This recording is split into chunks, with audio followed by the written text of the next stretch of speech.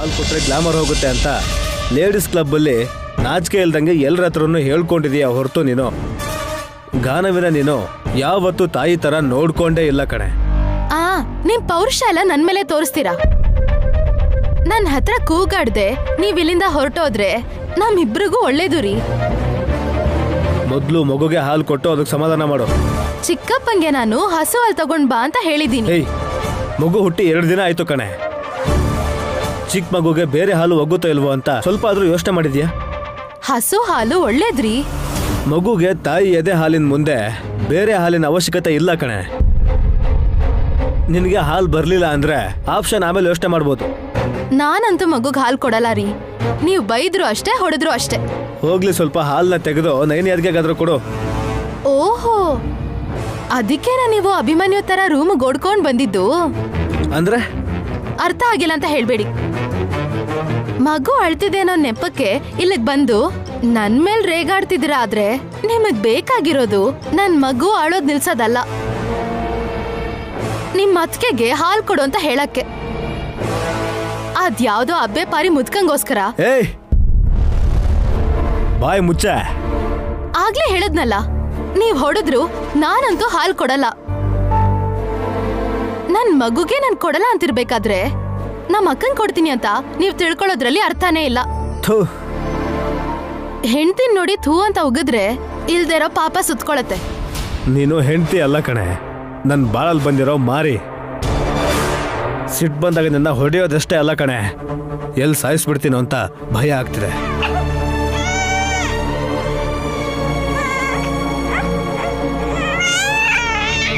ಅದ್ ಹೇಗ್ ಸಾಯಿಸ್ತೀರಾ? ಆಸ್ತಿನ ಅನ್ಭವಿಸ್ದೆ ನಾನಾದ್ರೂ ಹೇಗ್ ಸಾಯ್ತೀನಿ? ಏಯ್ ಸುಮ್ನಿರು, ನಿಂದೊಂದು ಗೋಳು.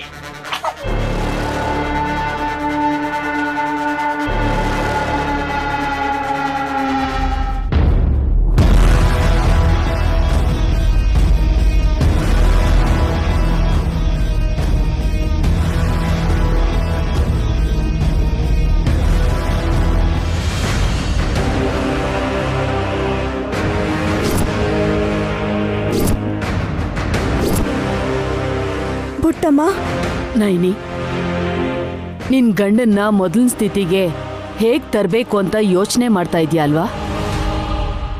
ಅದು ನಾಗರಾಜನಿಂದ ಸಾಧ್ಯ ಅಂತ ಸ್ವಾಮೀಜಿ ಹೇಳಿದ್ದಾರೆ. ಬಂದಿಯಾಗಿರೋ ನನ್ ಗಂಡನ್ನ ಬಿಡಿಸಿದ್ರೆ ವಿಶಾಲ್ ಅವ್ರಿಗೆ ಶಾಪ ವಿಮೋಚನೆ ಮಾಡ್ಕೊಳ್ಳೋ ದಾರಿ ಸಿಗುತ್ತೆ. ಅದಕ್ಕಿಂತ ಮೊದಲು ನನ್ನ ತಂಗಿ ಹಾಲು ಕೊಡಬೇಕು ಪುಟ್ಟಮ್ಮ. ಮಗುನ ಹೆತ್ತಿರೋ ತಾಯಿ ಹಾಲನ್ನ ನನ್ ಗಂಡನ ಬಂದ್ಸಿರೋ ಮಡ್ಕೆಲ್ ಹಾಕ್ಬೇಕು. ಅದ್ರಲ್ಲಿರೋ ಹಾಲ್ ಜೊತೆ ತಾಯಿ ಹಾಲು ಬೆರೆತ್ರೆ ಬಿಡುಗಡೆ ಸಿಗುತ್ತೆ ನೈನಿ. ನಾಗರಾಜನ ಮಡ್ಕೆಲ್ ಬಂದ್ಸಿದಾರ? ಆ ಕೆಲ್ಸ ಮಾಡಿದ್ದು ಬೇರೆ ಯಾರು ಅಲ್ಲ, ನಿಮ್ಮತ್ತೆ ತಿಲೋತ್ತಮ. ಚಿಕ್ಕ ಸೊಸೆ ಸುಮನಗೆ ಸಹಜವಾಗಿ ಮನೇಲೆ ಹೆರಿಗೆ ಆಗ್ಬೇಕು ಅಂದ್ರೆ ಹುತ್ತಕ್ಕೆ ಹಾಲು ಎರಿಬೇಕು ಅಂತ ನಿನ್ ಹತ್ರ ಹೇಳಿಲ್ವಾ? ಹಾ ಹೌದು ಪುಟ್ಟಮ್ಮ. ಆ ದಿನ ನಿಮ್ಮತ್ತೆ ತಗೊಂಡು ಹೋಗಿದ್ದು ಬರೀ ಹಾಲ್ ಮಾತ್ರ ಅಲ್ಲ, ನನ್ ಗಂಡನೂ ಕೂಡ.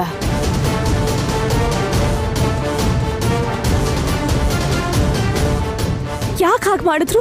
ಈಗಲೇ ಹೋಗಿ ಅವ್ರಿಗೆ ಪ್ರಶ್ನೆ ಮಾಡ್ತೀನಿ. ನಿನ್ಕೋ ನೈನಿ, ಆವೇಶ ಪಡ್ಬೇಡ. ನಮ್ ಮಂಗಳಸೂತ್ರನ ಅರ್ಶಿನ ಕುಂಕುಮನ ಕಾಪಾಡ್ಕೋಬೇಕು ಅಂದ್ರೆ ಬೇಕಾಗಿರೋದು ವಿವೇಕ. ನಿನ್ ತಂಗಿ ಹಾಲ್ ಕೊಟ್ರೆ ಕೆಲ್ಸ ಸುಲಭ ಆಗುತ್ತೆ. ಕೊಡಲ್ಲ ಅಂತ ನೇರವಾಗಿ ಹೇಳ್ಬಿಟ್ಲು ಪುಟ್ಟಮ್ಮ. ಹಾ, ಹಾಗಾದ್ರೆ ನೀನೊಂದು ಕೆಲಸ ಮಾಡ್ಬೇಕು. ಏನ್ ಪುಟ್ಟಮ್ಮ ಅದು? ಸುಮನ ಮಗುಗೆ ಹಾಲ್ ಕೊಡೋ ಹಾಗೆ ಮಾಡೋ.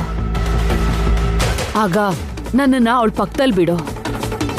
ನಿನ್ನ ನೋಡಿದ್ರೆ ಹಾವಿನ ರೂಪದಲ್ಲಿರೋ ನನ್ನನ್ನ ಯಾವ ವಸ್ತುಲಾದ್ರೂ ನನ್ನ ಇಟ್ಟು ಅವಳ ಪಕ್ಕದಲ್ಲಿ ಬಿಟ್ರೆ ಮಗುಗ್ ಹಾಲ್ ಕೊಡುವಾಗ ಸ್ವಲ್ಪ ಹಾಲ್ನಾದ್ರೂ ನಾನು ಹಿಡ್ಕೊಳ್ತೀನಿ.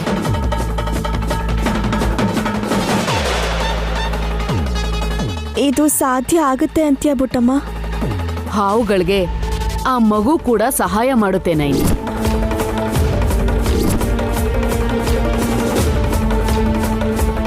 ಅದೇಗೆ? ಸಮಯ ಬಂದಾಗ ನಿನ್ಗೆ ಗೊತ್ತಾಗುತ್ತೆ. ಮೊದಲು ಈ ಕೆಲಸ ಮಾಡು.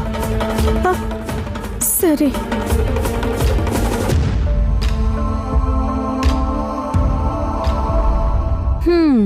ಗಂಟೆಗೊಂದು ಬಟ್ಟೆ ಬದಲಾಯಿಸ್ತಾ ಇದ್ದಾಳೆ. ಚಿಕ್ಕ ಮಕ್ಳ ಮೇಲೆ ಹಾಗೆ ಅಲ್ವೇನೆ, ಗೊತ್ತಾಗಲ್ವಲ್ಲ.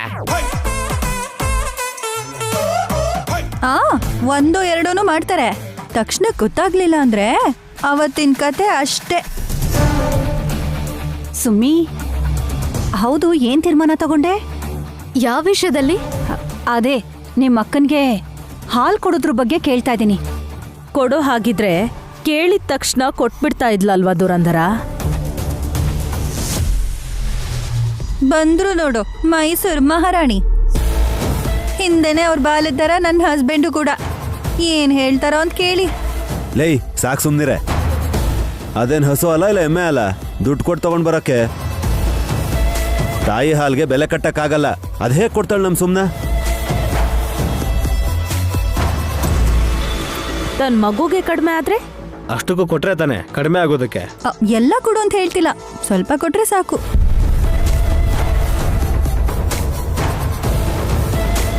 ನಮ್ಮ ಅಕ್ಕನ ಬದಲು ನೀವುಗಳು ಯಾಕೆ ಹೀಗೆ ಮಾತಾಡ್ತಾ ಇದ್ದೀರಾ? ಬೀಳೋದಲ್ವೇ, ಕೊಡೋದ್ರಿಂದ ನಿನ್ ಗ್ಲಾಮರ್ ಕಮ್ಮಿ ಆಗಲ್ಲ ಅಂತ ಹೇಳ್ತಿದ್ದೀನಿ. ಸುಮ್ನೆ ಇರಪ್ಪ ನೀನು, ಮತ್ತೆ ಗಲಾಟೆ ಇಲ್ಲ ಯಾಕೆ?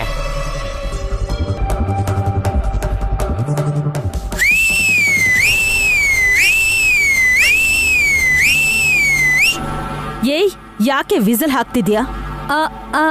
ಯಾಕೋ ಇಲ್ಲ ಅತ್ತೆ, ಗಂಡ್ಲಲ್ಲೇನೋ ಸಿಕ್ಕಾಕೊಂತು. ಸರಿ ಮಾಡ್ಕೊಳ್ಳೋಣ ಅಂತ.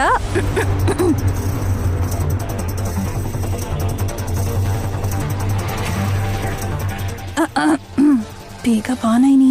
ಸುಮ್ಮನೆ ಹಾಲು ತಗೊಳ್ಳೋದು ನಮಗ್ ದೊಡ್ಡ ಕೆಲ್ಸಾನೆ. ಮಾತೆ ಎಲ್ರೂ ಇದ್ದಾರೆ. ಹಾಗಂತ ಕೆಲಸ ಮುಂದಕ್ಕೆ ಹಾಕಕ್ಕಾಗಲ್ವಲ್ಲ? ಹೌದೌದು ಮಾತೆ, ಬನ್ನಿ. ನಾನು ಸಿದ್ಧವಾಗೇ ಇದ್ದೀನಿ ನಂದೀಶ. ನೈನಿ, ಬುಟ್ಟಿಲಿ ಹಾವು ರೂಪದಲ್ಲಿರೋ ದೊಡ್ಡ ಬುಟ್ಟಮ್ಮನ್ನ ಅವರು ಗಮನಿಸಿದ್ರೆ ನಾವು ಅನ್ಕೊಂಡಿದ್ದಕ್ಕೆ ವಿರುದ್ಧವಾಗಿ ನಡೆಯೋ ಹಾಗಿದೆ. ಇಲ್ಲ ಯಜಮಾನ್ರೆ, ಬುದ್ಧಿವಂತಿಕೆಯಿಂದ ಈ ಕೆಲಸ ಮುಗಿಸ್ಬೇಕು. ನೈನಿ, ವಿಷಯ ನಮಗ್ ಗೊತ್ತು, ಆದ್ರೆ ಅಲ್ಲಿರೋರ್ಗೆ ಯಾರಿಗೂ ಗೊತ್ತಿಲ್ವಲ್ಲ. ಹುಷಾರು. ಸರಿ ಮಾತೆ, ಒಂದು ಮಾತು, ಹಾವನ್ನ ಕೆಣಕಬಾರ್ದು, ಹಾಲನ್ನ ಚೆಲ್ಲಬಾರ್ದು. ಹಾಲು ನಮಗ್ ಸಿಗ್ಲೇಬೇಕು. ನಾಗರಾಜಂಗೆ ಯಜಮಾನ್ರಿಗೆ ಸಹಾಯ ಮಾಡಬೇಕು. ನಡೀರಿ.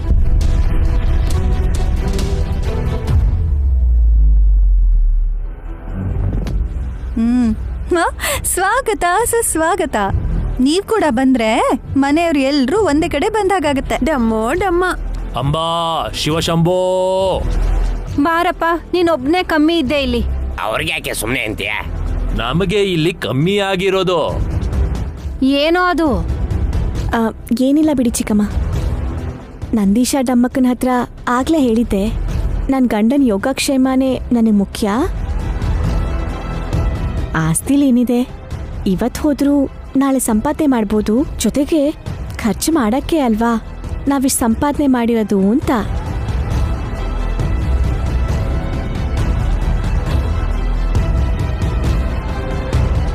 ಮತ್ತಿನ್ನೇನು, ಸುಮನನ್ ಪಾಲು ಸುಮನನ್ ಕೊಟ್ಬಿಡು ಅಂದ್ರು.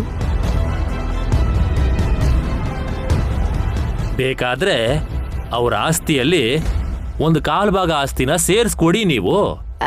ಹೌದೌದು.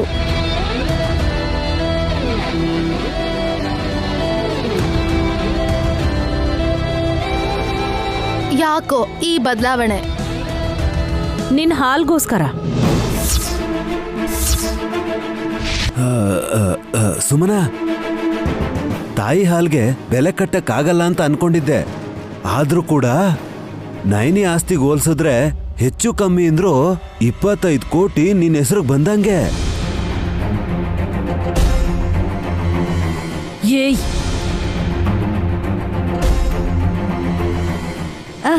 ನೋಡಿದ್ರಾ, ಈ ವಿಷಯದಲ್ಲಿ ಎಲ್ರಿಗಿಂತ ನನ್ ಗಂಡನೇ ಮುಂದಿರೋದು. ನಿನಗೆಷ್ಟು ಲಾಭ ಬರುತ್ತೋ ಅಂತ ನಿನ್ ದೊಡ್ಡ ಭಾವನು ಲೆಕ್ಕ ಹಾಕಿದ್ದಾರೆ ಸುಮನಾ. ಇನ್ನೇನ್ ಮತ್ತೆ, ಮಗು ಹುಟ್ಟಿದ ತಕ್ಷಣ ಅದೃಷ್ಟ ಒದ್ಕೊಂಬಂತು ಇವಳಿಗೆ. ಎಷ್ಟೆಷ್ಟು ಹಾಲ್ಗೆ ಅಷ್ಟು ಕೋಟಿನ?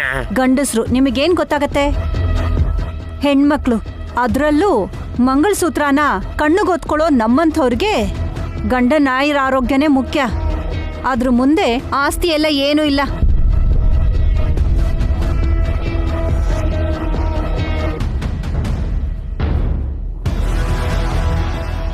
ನೀವು ಸುಮನನ್ನ ಯೋಚನೆಯಲ್ಲಿ ಮುಳುಗಿಸ್ಬೇಡಿ. ಎಲ್ಲೋ ನಾಗರಾಜ ಬಂದಿಯಾಗಿದ್ರೆ ಅವನನ್ನ ಬಿಡಿಸೋದಿಕ್ಕೆ ತಾಯಿ ಹಾಲ್ ಬೇಕಾ? ಅದಕ್ಕೆ ನಯನಿ ಸುಮನನ್ ಪಾಲ್ ಕೊಡೋದ್ರ ಜೊತೆಗೆ ಕಾಲ್ ಭಾಗದಷ್ಟು ತನ್ನ ಆಸ್ತಿನೂ ಕೊಡ್ತಾಳಾ? ಏನು ಬೇಕಾಗಿಲ್ಲ. ಅಷ್ಟು ದುಡ್ಡು ಕೊಡ್ತೀರಾ ಅಂದ್ರೆ ಸುಮನನ್ನ ನೀವೇನೋ ಮಾಡೋದ್ರಲ್ಲಿದ್ದೀರಾ. ನನ್ನ ತಂಗಿಗೆ ನಾನೇನ್ ಮಾಡ್ತೀನಿ ಅತ್ತೆ? ವಲ್ಲಭ, ನೈನಿ ಒಬ್ಬರಿಗೆ ಒಳ್ಳೇದು ಮಾಡ್ತಾಳೆ, ಕೆಟ್ಟದನ್ನು ಬಯಸಲ್ಲ. ಯಾರಾದ್ರೂ ತಪ್ಪು ಮಾಡಿದ್ರು ಅವರನ್ನು ಒಳ್ಳೆ ದಾರಿಗೆ ತರ್ತಾಳೆ.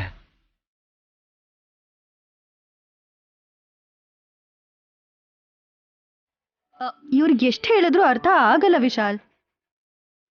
ಸುಮನ, ನೀನೊಂದ್ ಸ್ವಲ್ಪ ಮನ್ಸ್ ಮಾಡು. ನಂಗೇನು ಅರ್ಥ ಆಗ್ತಿಲ್ಲ ಅಕ್ಕ.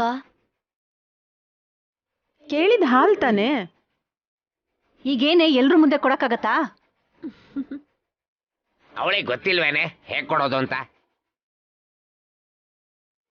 ನೀನು ಹುಚ್ಚಿರ್ತರ ಆಡ್ಬೇಡ. ಕೊಡು ಸುಮನ.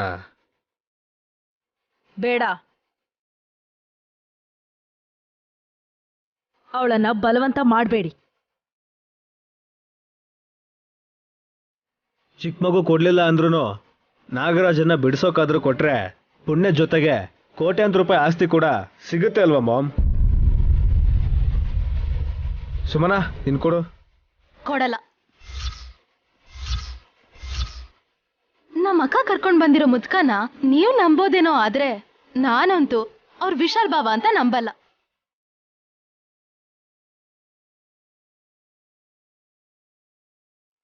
ಇವತ್ ಬರ್ದೇ ಇದ್ರು ವಿಶಾಲ್ ಬಾಬಾ ನಾಳೆ ಬರ್ಬೋದು, ಇಲ್ಲ ಅಂದ್ರೆ ನಾಡಿದ್ದು. ಮಕ್ಳನ್ ಬಿಟ್ಟು ಯಾವ ತಂದೆನೂ ಇರೋದಿಲ್ಲ. ಅದ್ರಲ್ಲೂ ವಿಶಾಲ್ ಬಾಬಾ ಖಂಡಿತ ಇರಲ್ಲ. ಅವ್ರು ಬಂದ್ಮೇಲೆ ಆಸ್ತಿ ತಗೋತೀನಿ.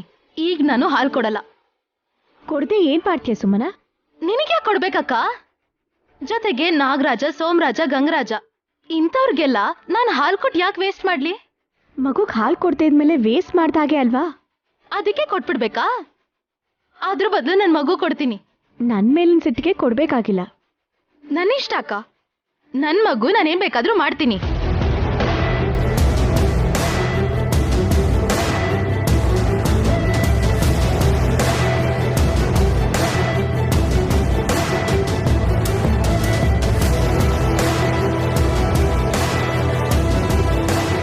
ನಾನು ಹೇಳದ್ನಲ್ಲ ನೈನಿ, ನಿನ್ಗೆ ಎಷ್ಟು ಕೇಳಿದ್ರು ಉಪಯೋಗ ಇಲ್ಲ ಅಂತ. ಹಾ, ಎಷ್ಟು ಕೊಡ್ತೀವಿ ಅಂದ್ರೂ ಕೂಡ, ಮೇಲೆ ಲಾಭ ಸಿಗುತ್ತೆ ಅಂತ ಹೇಳಿದ್ರು ಕೂಡ ಏನೂ ಯೂಸ್ ಆಗ್ಲಿಲ್ಲ.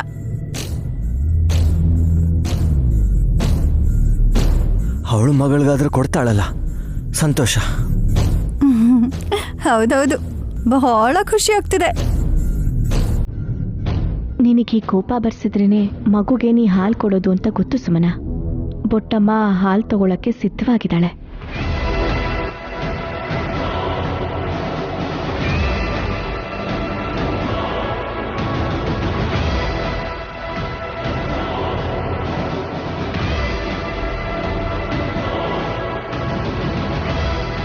ಅಂಬಾ ಶಿವಶಂಭೋ. ನಿನ್ಗೂ ಹಾಲೇನಾದ್ರೂ ಬೇಕೇನಯ್ಯ? ಅಂಬಾ ಅಂತ ಕಿರ್ಚ್ಕೋತಿದ್ಯಾ? ಹಾಲು ಬೇಡ ಮಾತೆ. ಈ ಕಾರ್ಯಕ್ರಮದಲ್ಲಿ ಭಾಗವಹಿಸ್ತಾ ಇರೋದಕ್ಕೆ ಆನಂದವಾಗ್ತಾ ಇದೆ.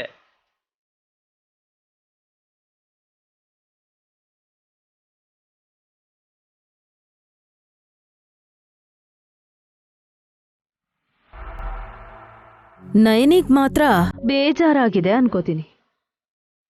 ನನಗ್ಯಾಕತ್ತೆ ಬೇಜಾರಾಗ್ಬೇಕು? ನಿನಗ್ ಹಾಲ್ ಕೊಟ್ರೆ ನಿನ್ ಕೆಲ್ಸನ ನೀನ್ ಮಾಡ್ಕೋಬೋದಲ್ವಾ ಅಂತ.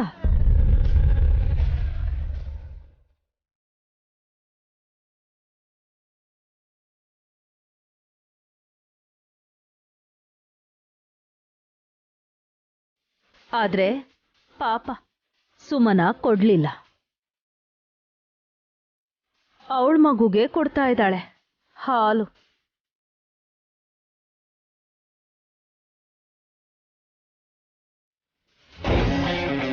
ಹಿಡ್ಕೊಳತ್ತೆ ತಾಯಿ ಹಾಲು.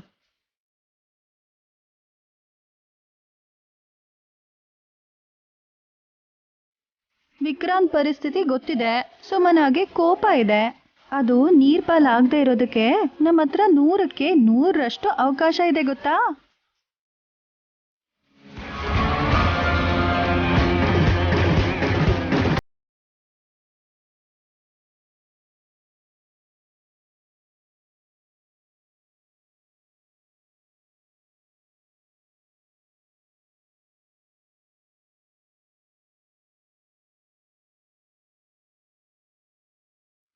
ಅದೇನೇ ಇರ್ಲಿ, ನಯನಮ್ಮ ಕೇಳಿದ್ರಿಂದ ಸುಮನಮ್ಮ ಹಾಲು ಕೊಡ್ತಾ ಇದ್ದಾಳೆ.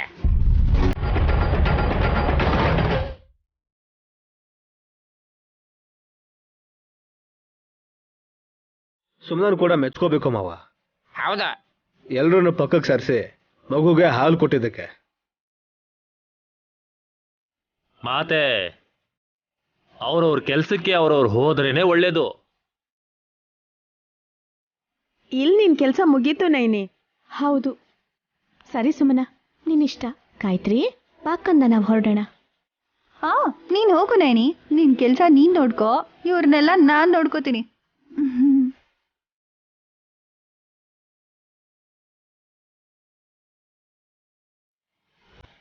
ಏನ್ ನೋಡ್ತೀಯ? ನಿಮ್ ಮುಖ.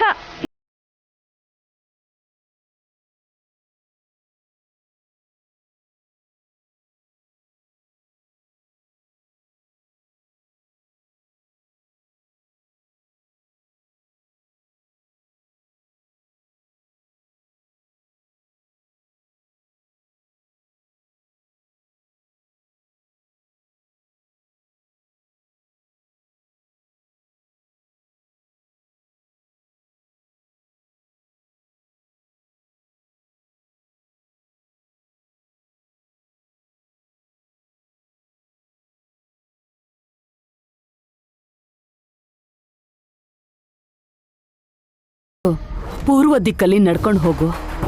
ನನ್ ಗಂಡ ನಾಗರಾಜ ಇರೋ ಜಾಗದಲ್ಲಿ ನೀನೇ ನಿಂತ್ಕೊಳ್ತೀಯ. ಈ ಹಾಲೆ ನಿನಗ್ ದಾರಿ ತೋರಿಸುತ್ತೆ. ಸರಿ ಬೊಟ್ಟಮ್ಮ. ನಿನ್ ಸಹಾಯ ಮರೆಯೋದಿಲ್ಲ ನೈನಿ. ನಿನ್ ಋಣನ ಹೇಗ್ ತೀರಿಸ್ಲಿ? ನನ್ನ ಗಂಡ ವಿಶಾಲ್ ಯಜಮಾನ್ರು ಮೊದ್ಲಿನ ಥರನೇ ಆಗಬೇಕು ಅಂತಂದ್ರೆ ಅದು ನಾಗರಾಜನಿಂದನೇ ಸಾಧ್ಯ ಅಂತ ಸ್ವಾಮೀಜಿ ಹೇಳಿದ್ದಾರೆ. ಆ ಕೆಲಸ ಮಾಡಿದ್ರೆ ನೀವೇ ನನಗೆ ಸಹಾಯ ಮಾಡಿದ ಹಾಗಾಗುತ್ತೆ. ತಡ ಆಗ್ತಿದೆ ನೈನಿ, ಹೋಗು.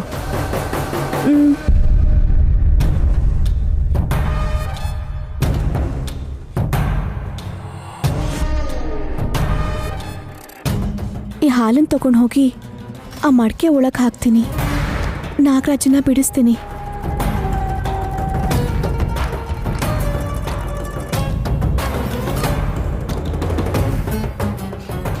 ಮಾಮ್, ನಮ್ ಕತೆ ಮುಗೀತು ಮಾಮ್. ಅಲ್ಲ, ತಾಯಿ ಹಾಲನ್ನ ನೈನಿ ಹೇಗ್ ತಗೊಂಡ್ಲು? ಅದೇ ಗೊತ್ತಾಗ್ತಿಲ್ಲ ಕಣೋ. ಯಾವುದೋ ಶಕ್ತಿ ಸಹಾಯ ಮಾಡ್ತಿರೋ ಹಾಗಿದೆ. ನಯನಿ ಅಖಂಡ ಸ್ವಾಮಿಗಳಿಟ್ಟಿರೋ ಮಡಿಕೆ ಹತ್ರ ಹೋಗೋಷ್ಟ್ರಲ್ಲಿ ನಾವು ಹೋಗಿರ್ಬೇಕು. ಕಾರ್ತಿಗಿ, ಬೇಗ ಬನ್ನಿ ಮಾಮ್. ಮಾಮ್ ಬನ್ನಿ ಮಾಮ್, ಬೇಗ ಬನ್ನಿ ಮಾಮ್. ಬನ್ನಿ ಬನ್ನಿ. ನಿನ್ನಷ್ಟು ಸ್ಪೀಡ್ ಆಗಿ ನಾನು ಹೇಗೋ ಬರಕ್ಕಾಗತ್ತೆ? ನಾನು ನಿಮ್ಗಿಂತ ಚಿಕ್ಕವನು, ನೀವು ನನ್ಗಿಂತ ದೊಡ್ಡವರು. ಅಂತದ್ರಲ್ಲಿ ಮುಂದೆ ಇರ್ಬೇಕಲ್ವಾ? ತಲೆ ಕೆಟ್ಟೋನೆ, ನಿನಗೆ ಹೇಳಿದ್ರೆ ಅರ್ಥ ಆಗಲ್ಲ ಕಣೋ. ಮೊದಲು ಅಖಂಡ ಸ್ವಾಮಿಗಳ ಹತ್ರ ಹೋಗೋಣ. ಬೇಗ ಬನ್ನಿ, ಫಾಸ್ಟ್ ಆಗಿ ಬನ್ನಿ ಮಾಮ್, ಬೇಗ ಬೇಗ. ಈ ಅಖಂಡ ಸ್ವಾಮಿ ಒಬ್ಬ ಯಾವಾಗ್ಲೂ ಜಾಗ ಬದಲಾಯಿಸ್ತಾನೆ. ಮೊದಲು ನಡಿಯೋ. ಬನ್ನಿ ಮಾಮ್. ಸ್ವಾಮಿ, ಏಯ್, ಜೋರಾಗಿ ಕೂಗ್ಬೇಡ್ವೋ, ನಯನಿಗೆ ಕೇಳಿಸತ್ತೆ. ನೈನ್ ಇನ್ನೂ ಬಂದಿಲ್ಲ ಮಾಮ್. ಬನ್ನಿ ಬೇಗ, ಬನ್ನಿ ಬೇಗ. ಸ್ವಾಮಿ, ಬೇಗ. ಸ್ವಾಮಿ, ಅಖಂಡ ಸ್ವಾಮಿ.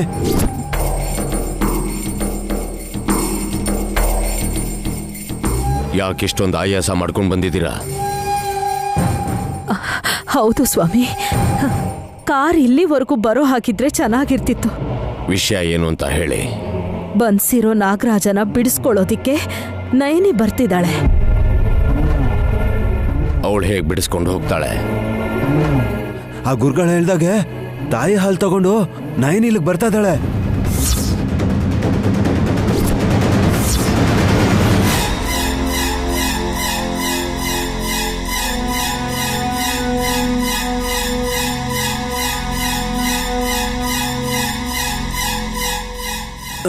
ಮಾಮ್ ಈ ಮನುಷ್ಯನ ಹೆದರ್ಕೋತಾ ಇದ್ದಾನಲ್ಲ ಮಾಮ್.